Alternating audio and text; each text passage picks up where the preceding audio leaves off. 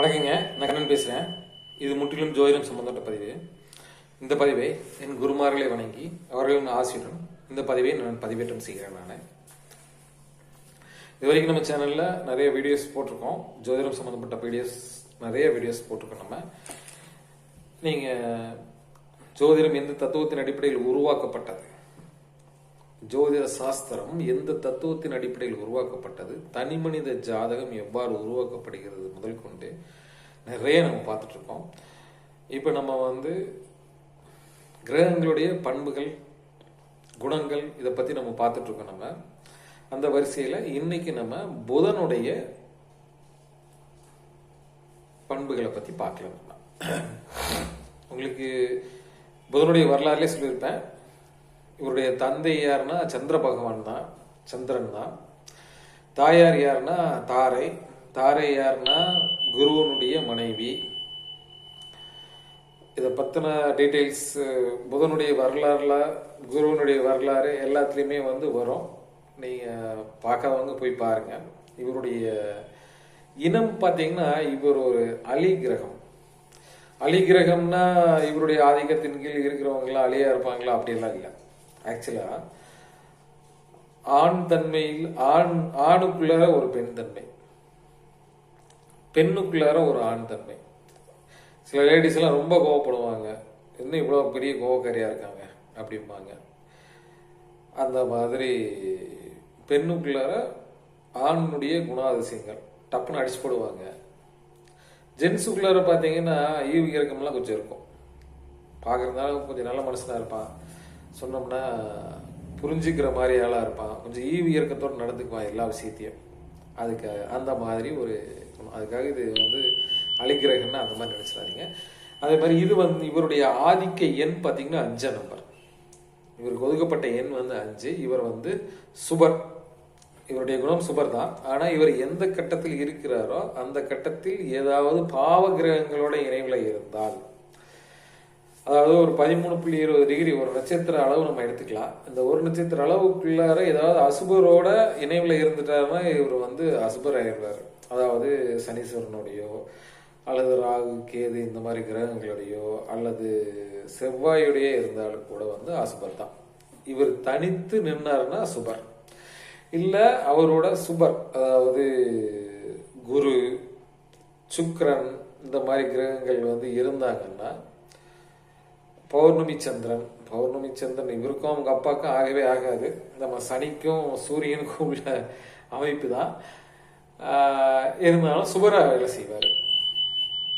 அப்புறம் இவருக்குன்னு கொடுக்கப்பட்டுள்ள மலர் பார்த்தீங்கன்னா வெண்காந்த மலர்.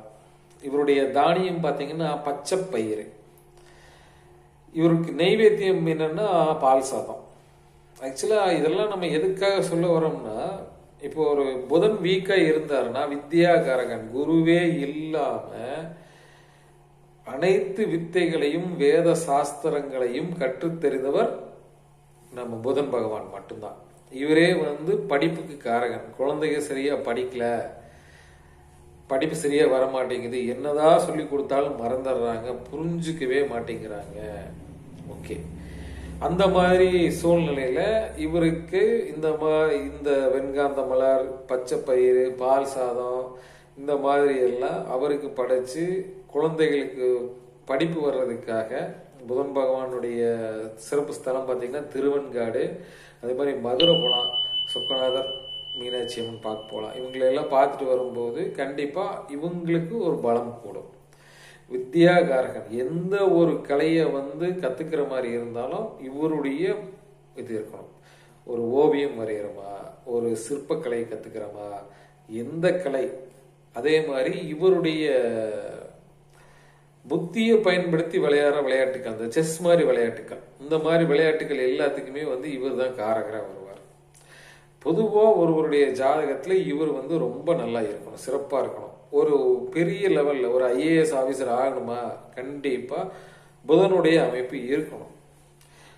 நல்லா படிக்கணும், சமயோஜித புத்தி, ஒரு விஷயத்தை உடனே டக்குன்னு சாமர்த்தியமாக முடிவெடுக்கக்கூடிய அமைப்பு இவருக்கு தான் இருக்கு. ஸோ அதனால ஒரு சிறப்பான வாழ்க்கை. ஒரு கணிதத்தில் மேக்ஸில் ஒருத்தன் பெரிய வர்றான்னா கம்பல்சரியாக இவருடைய உறுதுணை இருக்கணும். பெரிய அறிஞர்கள், புலவர்கள் எல்லாருக்குமே பார்த்தீங்கன்னா இந்த அமைப்பு அவங்களுக்கு இருக்கும். அப்புறம் இவருக்குன்னு கொடுக்கப்பட்டுள்ள வாகனம் பார்த்தீங்கன்னா குதிரை. இவருக்குன்னு ஒதுக்கப்பட்டுள்ள நிறம் பார்த்தீங்கன்னா பச்சை நிறம். நவரத்னம் பார்த்தீங்கன்னா மரகத பச்சை, மரகத கல் சொல்லுவாங்கல்ல, பச்சை நிறத்தில் இருக்கும் அந்த கல். இவருக்குன்னு கொடுக்கப்பட்டுள்ள சுவை பார்த்தீங்கன்னா உவர்ப்பு. இவருக்குன்னு கொடுக்கப்பட்டுள்ள உலோகம் பார்த்தீங்கன்னா பித்தளை. இவர் தரும் நோய்கள், அதாவது எப்படின்னா ஒரு சில கிரகங்களுக்கு ஒரு சில நோய்கள்னு சொல்லி கொடுத்துருக்காங்க. இவருக்குன்னு கொடுக்கப்பட்டுள்ள நோய்கள் பார்த்தீங்கன்னா நரம்பு சம்பந்தப்பட்ட நோய்கள் இவருக்குன்னு கொடுத்துருக்காங்க. இவருடைய வஸ்திரம் பார்த்தீங்கன்னா பச்சை பட்டு. அதுக்கப்புறம் இவருடைய அதிதேவதை, அதாவது மகாவிஷ்ணு வழிபடலாம்.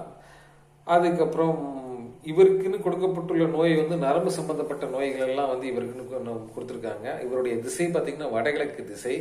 உடல் பாகம் பார்த்தீங்கன்னா கழுத்து, எலும்பு மஞ்சை, தோள்பட்டை, இது எல்லாமே இவருக்காக கொடுக்கப்பட்டிருக்காங்க. இவருடைய தசாவருடம் பார்த்தீங்கன்னா 17 வருஷம் கொடுத்துருக்காங்க.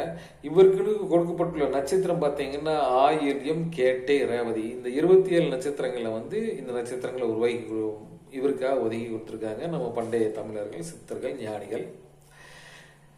ராசியில் இவர் தங்குற டைமிங் பார்த்தீங்கன்னா ஒரு மாதம் ஒரு ராசியில் இருப்பார், இன்னொரு மாதத்துல இன்னொரு ராசிக்கு போயிடுவார். ஒரு மாதத்துல மேசம் இருந்தாருன்னா அடுத்த மாதம் ரிசவத்துக்கு போயிடுவார், அடுத்த மாதம் மிதனத்துக்கு போயிடுவார். இவருடைய ஆட்சி வீடு பார்த்தீங்கன்னா உங்களுக்கு மிதுனமும் கன்னி இவருடைய ஆட்சி வீடு. இவருடைய மூல திரிகோண வீடு பார்த்தீங்கன்னா கன்னி. இவருடைய உச்ச வீடு பார்த்தீங்கன்னா கன்னி. இவருடைய நீச்ச வீடு பார்த்தீங்கன்னா மீனம். நேர் ஆப்போசிட்டா 7வது வீட்டில் எல்லா கிரகமும் உச்சமடையும் வீட்டிலேருந்து நீச்சமடைவாங்க. இவருடைய பலம் அப்படின்னு பார்த்தீங்கன்னா இவர் சூரியன் உதயமாகும் நேரத்தில் இவருடைய பலம் அதிகமாக இருக்கும். இவருடைய ஆளுமை தன்மை அதிகமாக இருக்கும். இவருக்கு நிறைய சிறப்பு பெயர்கள் எல்லாம் கொடுத்துருக்காங்க. ஞானரூபன், விஷ்ணு ரூபி, வாணிய நிபுணர், தனப்பிரதானன், அருணன், கணக்கன், சௌபியன், மனோகரன், பண்டிதன், நிறைய இருக்குங்க. ஏதோ ஒரு சின்னஸா சொல்லியிருக்காங்க. கிட்டத்தட்ட சிறப்பு பெயர்கள் மட்டும் பார்த்தீங்கன்னா ஒரு 25-30 பெயர்கள் நம்ம மூல நூல்களில் ஏன்னா மூல நூல்கள் அனைத்தும் பாடலாக தான் இருக்கும். இவரை குறிப்பிடும்போது இந்த மாதிரி பெயர்கள், அதாவது எதுக்காக சொல்ல வரேன்னா மூல நூல்களை கொடுத்துருப்பாங்க. விஷ்ணு ரூபி அப்படின்னு சொல்லி கொடுத்துருப்பாங்க. விஷ்ணு ரூபின்னா யாரு அப்படின்னு பார்த்தோம்னா புதன் பகவானை தான் விஷ்ணு ரூபின்னு சொல்லி பாடலில் கொடுத்துருப்பாங்க. ஸோ அதுக்காக உங்ககிட்ட சொல்றது. அதே மாதிரி இவர் ஒரு ஜாதகத்தில் ரொம்ப நல்லா இருந்தால் மட்டும்தான் அவருடைய வாழ்க்கை சிறப்பாக அமையும்.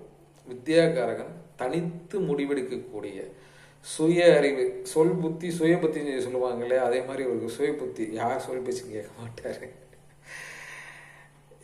இவரை பொறுத்தளவில் சுயமாக சிந்திச்சு முடிவெடுக்கக்கூடியவர்.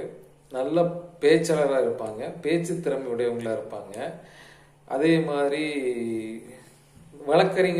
வழக்கறிஞருக்கு சனியும் நல்லா இருக்கணும், அதே நேரத்தில் புதன் பகவானும் நல்லா இருக்கணும் வாய் மூலமாக. அதே மாதிரி நம்ம ஆசிரியர் பணிக்கு வர்றவங்க எல்லாத்துக்கும் குருவும் நல்லா இருக்கணும், புதனும் நல்லா இருக்கணும். இந்த மாதிரி நிறையா கேட்டகரிஸ் பிற்காலத்தில் வரும்போது உங்களுக்கு நான் ஒவ்வொன்றா டீட்டெயில்டாக சொல்கிறேன். நான் இது இப்போதைக்கு இதுதான். இனி வரும் பதிவுகளில் உங்களுக்கு இது வரைக்கும் நம்ம புதன் வரைக்கும் சொல்லியாச்சு. இனி அடுத்தது பார்த்தீங்கன்னா பண்புகளில் பார்த்தீங்கன்னா உங்களுக்கு அடுத்தது கேதுவோடது இருக்குது, சுக்கிரனோடது இருக்குது. கேது சுக்கிரன் 2 பண்புகள் முடிச்சிட்டோம்னா இந்த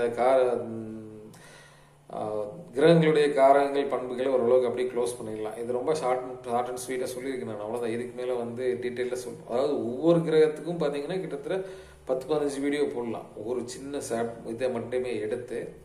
ஆனால் தொடர்ந்து நம்ம போயிட்டு இருக்க முடியாது. சரி, நம்ம சேனலை சப்ஸ்கிரைப் பண்ணிக்கோங்க, ஷேர் பண்ணிக்கோங்க, லைக் பண்ணுங்கள், கமெண்ட் பண்ணுங்கள். நன்றி, வணக்கம்.